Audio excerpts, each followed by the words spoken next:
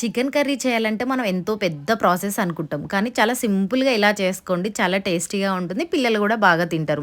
కొంచెం ఆయిల్ ఏసుకొని అందులో కొన్ని ఉల్లిపాయలు అండ్ కొత్తిమీర, కొంచెం అల్లం వెల్లుల్లి పేస్ట్, పసుపేసుకొని ఆనియన్స్ బ్రౌన్ కలర్ వచ్చేంత వరకు మగ్గనివ్వాలి. ఇలా బ్రౌన్ కలర్ వచ్చిన తర్వాత మనం చికెన్ ఏసుకోవాలి. చికెన్ అయితే నేనైతే విత్ స్కిన్ తీసుకున్నా చూడండి. Half KG chicken. చాలా టేస్టీగా ఉంటుంది స్కిన్ అయితే కొంచెం. కొంచెం సిమ్‌లో పెట్టుకొని ఒక 10 మినిట్స్ మగ్గనివ్వాలి. 10 మినిట్స్ మగ్గిన తర్వాత మళ్ళీ హై ఫ్లేమ్‌లో పెట్టుకోవాలి 2 మినిట్స్. 2 మినిట్స్ హై ఫ్లేమ్‌లో పెట్టుకున్న తర్వాత ఆయిల్ అయితే మనకి పైకి తేలుతుంది. ఆయిల్ పైకి తేలిన తర్వాత కొంచెం కారం, ఉప్పు, కొంచెం ధనియా పౌడర్ మీకిష్టమైతే గరం మసాలా గూడా ఏసుకోవచ్చు. కొన్ని వాటర్ పోసుకోండి అంతే.